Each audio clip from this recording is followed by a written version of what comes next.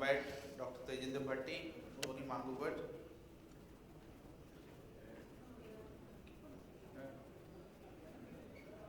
and Dr. Peter Lisbo. Please come on stage. Dr. Bhatti will first start on FUE, followed by Dr. Tony Manguvat. Dr. Bhatti, please. Well, good afternoon, ladies and gentlemen. At the outset, I would like to put a disclaimer that I am neither an anti-FUT surgeon nor a FUE chest thumper. I am plainly, so to say, an advocate of good hair transplants, either done by FUT method or by FUE method. I'm thankful to Dr. Mohan Thomas for inviting me for a discussion with Dr. Tony Manguvat and Dr. Peter Lisbo.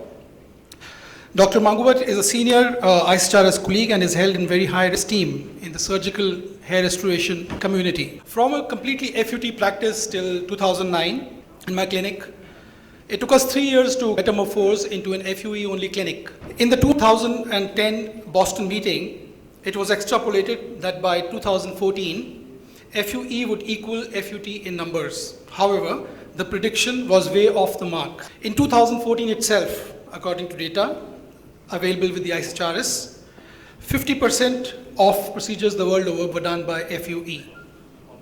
However, in India, the figures today are different. We have about 95% clinics doing FUE alone. If you consider all the clinics, FUE technician-run clinics as well as doctor-run clinics. Over these years, since FUE has become quite popular, there has been intense FUE bashing led by the old guard of the FUT industry, trying new innovative arguments. FUE has its place, they say, but since you have great laxity, you're an ideal candidate for FUT. Or, if you want the bang for your buck, want more grafts, it is the FUT way for you. Or, FUT is an ultra-refined process, and FUT is the gold standard of hair restoration surgery. And they say that FUE is purely hype. That if you take FUE as the first procedure, you'll require subsequent procedures and they would be difficult. And lastly, that you would look like a plucked chicken once the FUE surgeons are done with you. So this relentless crusade ignores the elephant in the room. The reason why patients undergo surgical hair restoration in the first place is that they want the best aesthetic outcome. And the scar of strip surgery is a big no-no for most of them. And it really puts them off. This is because of the social media now. The thousands of successful FUE hair transplants are evident for you to see on various forums, on various websites of FUE surgeons and even FUT surgeons. And FUE skills are driven by public demand. If there was no demand, there would be no FUE. Like in sports and technology, when it becomes known that something better can be done, it is more easily done by others and the activity advances, like it has with FUE. It may not make FUE the better procedure to some minds, but it definitely is by far the most attractive procedure today. 9 out of 10 patients outside of North America today opt for FUE. So to take advantage of this wide acceptability, FUT surgeons gifted this Trojan horse to the hair transplant industry, trying to checkmate the FUE surgeons who were getting out of control. They invented a new argument. Yeah, we do FUE. You see, we even have a FUE robot, you can see it in our clinic, but FUT will not suit you. It is not good for your particular case. Most big names in FUT surgery can be seen possessing the robot. I'm yet to see an FUE only surgeon who's bought an FUE robot. The surgeons who are associated with the robot panel are FUT surgeons. Why did they not teach the robot how to do strip if FUT was the better procedure? So to my mind, there are 5 advancements in FUE. 1, we have very customized high precision punches available to us now. We have efficient motorized harvesting systems. We use higher magnification, which makes us see better and dissect better grafts. The collective skill development amongst the FUE community has grown such that we can do large mega sessions in a single day. And lastly, its emergence as a solid, standalone technique. To my mind, however, there are 3 prime benefits of FUE over FUT. The surgeon is actively involved with the procedure most of the time. The complete harvesting procedure is controlled by the surgeon. So in a procedure where there is so much of variation in results, at least one thing, there's quality control in the harvesting.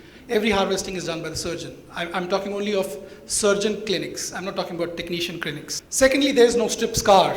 I'm not saying that strip scar is bad. There are many good strip scars, but the patient's mind, a strip scar means a lot to him. He doesn't want a strip scar. And lastly, the most important benefit of an FUE is anagen selective hair transplant. Through anagen selective hair transplant or cherry picking, you can select anagen follicles, which are in anagen phase. They are in full bloom, they resist shock loss, they are less fragile, and they give a denser look. The patient pays only for the good grafts, and it adds that extra 25% oomph factor to the results, as you can see in the following slides where patients do the talking. I will just run you through some cases. The time is running out. These are all FUE cases. If the FUE yield was low, if the FUE grafts were fragile, you would not see such density in FUE cases.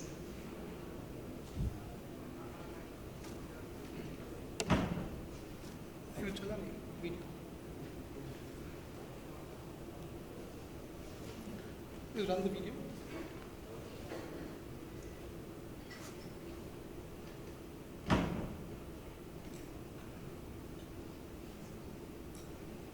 The type 3 patient, a lady, female pattern baldness. Can you run the video, please?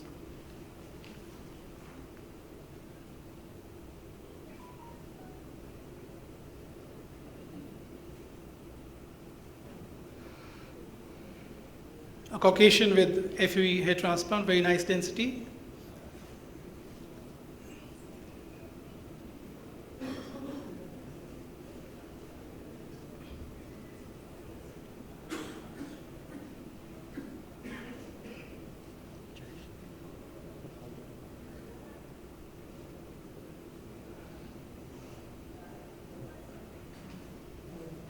There are so many more examples on the website, hundreds of them. You can go to my website and see. And you can also see on various forums, FUE today is not what it was about 4-5 years back. Video.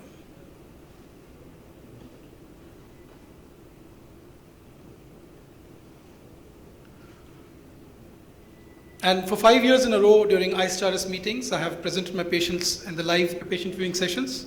And there's one of the patients I presented in the ISTRS meeting in San Francisco. You can see the natural hairline, dense hairline.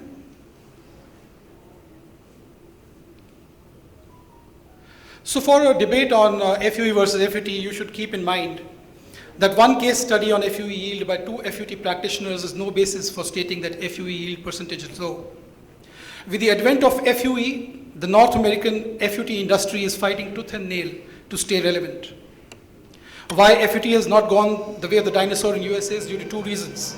The laws prohibiting technician extraction and the patronage of well-known FUT surgeons who are big names. Thank you.